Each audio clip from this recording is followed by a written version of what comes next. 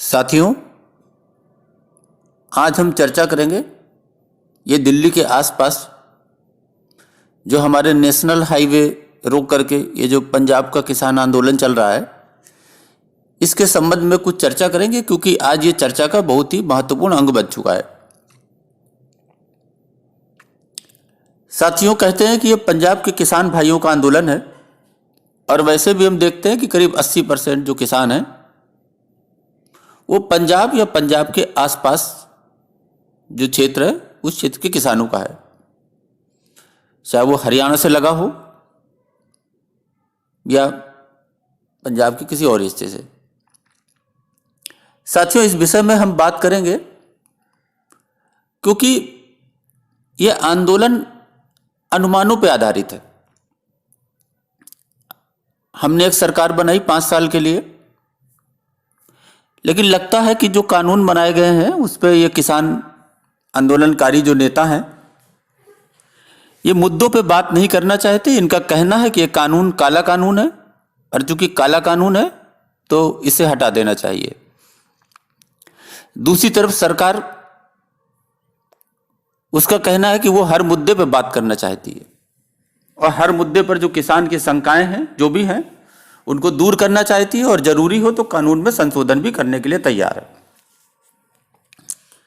साथियों, सबसे बड़ा डर किसान आंदोलन में आंदोलनकारी नेताओं द्वारा कहा गया है कि ये विदेशी कंपनियां जो हैं ये किसानों को लूट लेंगी, उनका अनाज लूट के ले जाएंगी, उनके खेत खलिहान सब रख लेंगे और वो किसके पास जाएंगे अपनी समस्या लेकर।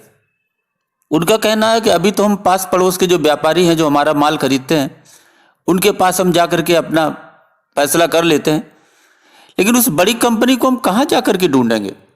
कुछ इस तरह की बातें आती हैं।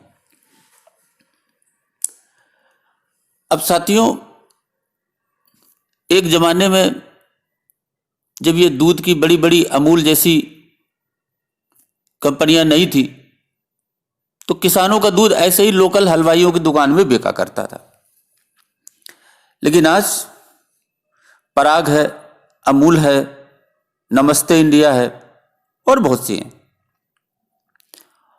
और भारत इन्हीं सब कारणों से भारत ने अपने दूध का उत्पादन काफी किया और इसने किसानों को फायदा भी पहुंचाया, क्योंकि कुछ जगहों पे लोगों ने मूल रूप से दूध का व्यापार करना शुरू कर दिया। इससे किसानों की आमदनी बढ़ी। अब साथियों, अगर ऐसे देखा जाए तो एक समय हमारे यहां HMT घड़ी बनाया करती थी, वही अकेली थी। क्या उस समय सब कुछ ठीक था? और उदारीकरण में जब बहुत सी कंपनियां आ गई तो क्या कुछ परेशानी हुई? मेरे समझ से ग्राहकों को कोई इससे परेशानी नहीं हुई। पहले सरकार की एक स्कूटर इंडिया हुआ करती थी, 8 साल में एक स्कूटर आता था। आज आप देखिए तो उदारीकरण ने तमाम रास्ते खोले हैं। निजी कंपनियों में, निजी मल्टीनेशनल कंपनियों में, भारत की भी हैं जो दूसरे देशों में भी व्यापार करती हैं और आज भारत का भी काफी उद्योग बढ़ा है। और ये जो इसके जो स्टेक होल्डर्स हैं, चाहे वो व्यापारी हो, मजदूर हो, काम करने वाला हो या तमाम उससे जुड़े जो तमाम उद्योग हैं, इन सब का विस्तार हुआ, सड़कों का विस्तार हुआ। हमारे देश में बाहर से बहुत कंपनी है। कोका कोला 1980 में भारत में आया और जो 11 soft drink Indian other brands जो थे वो भी चलते रहे। कुछ को पेप्सी ने ले लिया और कोई विरोध नहीं हुआ, बस पेप्सी और कोका कोला दोनों बाजार पे दोनों ने कब्जा कर लिया। अमेजन आया, अमेजन लगभग हर शहर के बिजनेस व धर्म पर हमला कर रहा है। कभी कोई विरोध और कोई शोर नहीं हुआ। ब्लू डार्ट आई, DHL आई, फेडेक्स आई, ये जो कुरियर सर्विस आई ये साथ साथ अपने तमाम साधन लाई और आज पूरे व्यवसाय पर इनका कब्जा है। कोई विरोध नहीं हुआ, कोई शोर नहीं हुआ। ये सब मैं विदेशी कंपनियों के विषय में बता रहा हूं। चीनी और कोरियाई मोबाइल जो है वो भारत में छा गए, सबने लपक लपक के खरीदा, कोई विरोध, कोई शोर नहीं। नेस्ले आई, मैगी आई, आईटीसी, पेप्सी, इसने फार्म सेक्टर में प्रवेश किया, कोई विरोध और कोई शोर नहीं हुआ। Vehicle manufacturing industry, two wheelers में, वाहन और स्कूटर उद्योग में हुंडई आई, ये सब विदेशी कंपनी थी। इन सब ने अपना वर्चस्व जमाया, जबकि हमारे यहां भी उद्योग काफी थे, कोई विरोध, कोई शोर नहीं हुआ। कहने का मतलब यह है कि जो विदेशी कंपनियां आई, इन पर कभी शोर नहीं हुआ। लेकिन आज हमारे देश की जो इंडस्ट्री है, जो हमारी देसी उद्योग है, वो भी काफी बढ़ा हुआ है। अब उतना कमजोर नहीं जितना कमजोर कभी हुआ करता था। अब वो भी विदेशी ब्रांडों की बराबरी में कहीं से पीछे नहीं है। लेकिन भारत के अडानी, अंबानी, टाटा, इन जैसी कंपनियां जो हमारी देसी कंपनियां हैं, यानी इंडियन कारपोरेट कंपनीज हैं, ये केवल ये लाला की दुकानें नहीं हैं। इसमें तमाम विदेशी इन्वेस्टर्स, हमारे यहाँ के इन्वेस्टर्स, हमारे यहाँ की फाइनेंसिंग कंपनी, और ये अंडानी, अंबानी, टाटा, ये सब प्रमोटर्स हैं, इनका भी पैसा लगता है। और इन देसी कंपनियों के विरोध पर आज उतारू हैं लोग। विदेशी कंपनियों का विरोध क्यों नहीं? क्या ये जबरन जो हमारी देसी कंपनियां हैं, ये जबरन हमारे किसानों की फसल खरीद कर जबरन ले जाएंगे, खेत उठा ले जाएंगे? कभी सोचा? नहीं ना। पतंजलि की लीजिए, पतंजलि का भी विरोध,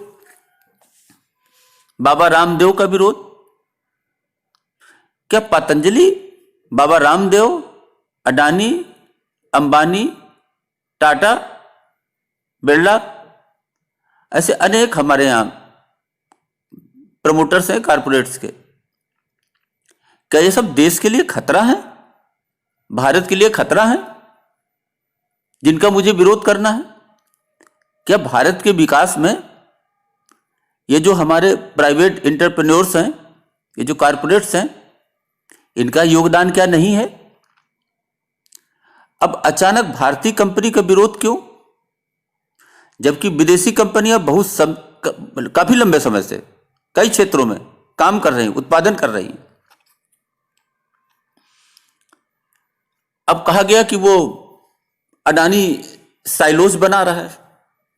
साइलोज तो 2005 से बना रहा है, क्योंकि एफसीआई के पास भंडारण की कमी थी। उसने प्राइवेट एग्रीमेंट किया और 2005 से अडानी साइलोज बना रहा है। और जाहिर सी बात यह, जहां जिस क्षेत्र में, जिस जगह पे ज्यादा खरीदारी होगी, साइलोज वहीं बनेंगे, क्योंकि वहीं का अनाज वहीं भंडारण होगा। और एफसीआई अनुबंध के तहत उसको किराए पे लेता है, उसका किराए का पेमेंट करता है। लेकिन ऐसा प्रोजेक्ट किया गया कि जैसे अनुबंध हुआ, उसके बाद उसने बनाना शुरू कर दिया उसके पहले से ही, और कहा गया कि इन लोगों को तो पहले से था, ये सब होना था, इसलिए ये सब कुछ हुआ। तो साथियों, क्या कोई भी कंपनी, व्यक्ति किसी किसान से उसकी जमीन जबरन ले लेगा? उसकी पैदावार, फसल जबरन ले लेगा? क्या इसमें किसान की अनुमति नहीं है? क्या डकैती होगी? तो फिर ये चीख पुकार क्यों हो रही है? अब क्या हुआ कि इन लोगों ने जियो सिम को अन्य कंपनी में पोर्ट करा लिया, इसका भी आंदोलन चलने लगा। मैं तो कहता हूं आइडिया, वोडाफोन और एयरटेल में ही पोर्ट क्यों कराया? बीएसएनएल जिसकी हालत सबसे ज्यादा खराब है, उसमें क्यों नहीं कराया? आए दिन पोस्टर देखते हैं, बॉयकॉट अडानीज, अंबानीज प्रोडक्ट, ये हमसे हैं, हम इनसे नहीं। तो क्या हमारे जो देसी कारपोरेट्स हैं, जो हमारी देसी बड़ी बड़ी कंपनियां हैं, जिनका विकास में काफी योगदान है, उनका हम इस तरह विरोध करेंगे? और विरोध करेंगे तो होगा क्या? हर देश अपने देश में विदेशी तकनीक चाहता है कि हमारे देश में आए, हमारे देश में रोजगार बढ़े, और हम अपने ही देश के देसी उद्योग जो हैं, जो कारपोरेट्स हैं, उनको भगाने पे लगे हुए हैं। दुश्मनी तान लिए, सड़क तान पे बैठ गए। क्या होगा साथियों ऐसे? ठीक है, आपने किया, कुछ लोगों ने किया, करेंगे, प्रजातंत्र है, लेकिन होगा क्या? क्या ये सोच करके बैठे हैं आप लोग कि अब तो पक्का अंबानी भीख मांगेगा, तो फिर अदानी का आटा तेल भी खाना बंद करवा दो, आईटीसी का जो आता है ये सामग्री खाने पीने की, इसको बंद कर दो। मजबूर होकर अदानी तुम्हारे साथ आंदोलन में खाना बनाता दिखेगा। एलएनटी ने भी बहुत पुल और बांध बनाए हैं, इनका भी उपयोग बंद कर दो, इनका भी बाइकआउट करो। आईटीसी, वॉलमार्ट, ये अनाज में उतरने वाली है ताकि खपत हो, और ये हमारे देश में ही ये माल नहीं बेचेंगे, ये सब एक्सपोर्ट भी होगा, तो मिलकर इनका भी वजूद मिटा दो। अरे कारपोरेट सेक्टर को पूरी तरह मिटा दो, क्योंकि सब मिलकर पंजाब को, किसानों को ही, जो पंजाब के किसान हैं, उन्हीं किसानों को ही लूटने का प्लान जो इन लोगों ने बना रखा है। किसानों का तो भला कुछ हो जाएगा, ठीक है, हाँ, कुछ 20 से 30 करोड़ लोग बेरोजगार हो जाएंगे तो होंगे, कोई बात नहीं, पर हमारा किसान तो काला कानून वापस करवा के ही दम लेगा। अभी तक तो सारे कानून जो बनते थे वो सफेद होते थे। अब साथियों, इससे तो लगता है कि हम सब लोग मिलकर आयकर कानून का भी विरोध करें, क्योंकि आयकर कानून जैसे जो और भी कानून है, उनसे परेशानी होती है, समझ में नहीं आता, वकीलों के पास जाना पड़ता है। अब कमियों में संशोधन की मांग तो हम करेंगे नहीं। क्या हमने सब कानून मांगे थे? नहीं मांगे थे ना। मांगा था क्या जो हम पर सरकार ने थोप दिया? हमें तो बस इन काले कानूनों को हटवाना है। अब काला क्या है ये भी हम नहीं बताएंगे। अब कानून संसद में नहीं पास होंगे, कानून सड़क में बनेंगे, सड़कें घेरेंगे। भारत इकलौता ऐसा देश होगा जिसे केवल पंजाब का किसान चलाएगा। कानून नहीं हटाया तो सारी सड़कें जाम होंगी। यही जो अराजकता है ना, इसी अराजकता का नाम है पंजाब का किसान आंदोलन, जो आजकल चल रहा है। लेकिन क्या कुछ लोग इसे हटाने की मांग लेकर सड़क बंद करके बैठ जाएं?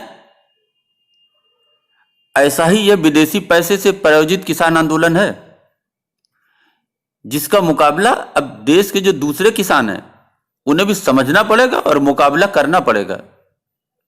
ये जरूरत अब आ पड़ी है। अगर किसानों को इतनी तकलीफ है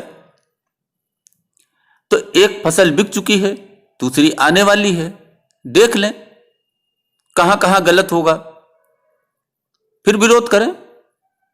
बच्चा तो अभी पैदा हुआ है ही नहीं, बस बच्चे की खराबी जो होने वाली है उसे पहले गिना दो। किसान इन देश विरोधी प्रायोजकों के चंगुल में धीरे धीरे फंसते जा रहे हैं और अपनी ही चुनी हुई सरकार के विरोध में बिना किसी कारण, बिना किसी आधार के एक सपने को पालकर विरोध करने पे उतारू। अब किसानों को समझाना होगा कि उनका अपना क्या फायदा है और क्या नुकसान है। जहां तक मुझे लगता है यह सब कुछ प्रायोजित है, या किसी कुटिल योजनाबद्ध तरीके से भारत में अशांति फैलाकर भारत के जो देसी उद्योग हैं, जो देसी कारपोरेट्स हैं, उनको कमजोर करने की प्रक्रिया का एक अंग है। सोचिए, जरा सोचिए, नहीं सोचा हो तो फिर सोचिए और समय रहते चेत जाइए, नहीं तो आंसू पोंछने वाला भी कोई नहीं मिलेगा। साथियों, इस बात का पूरा ख्याल रखना होगा। इसलिए कठोर राष्ट्रवादी बनिए, देश के विकास की सोचिए, जो सरकार चुनी है उसे मौका दीजिए, और अगर लगे कि ये सरकार आपकी आशाओं पे फेल रही है और आपके पास कोई विकल्प है तो उस विकल्प को चुनिए, यही अंतिम विकल्प है। साथियों, जागिए, भारत जागेगा तो भारत विकसित होगा, यही आपसे प्रार्थना है मेरी। अभी के लिए बस इतना ही। धन्यवाद।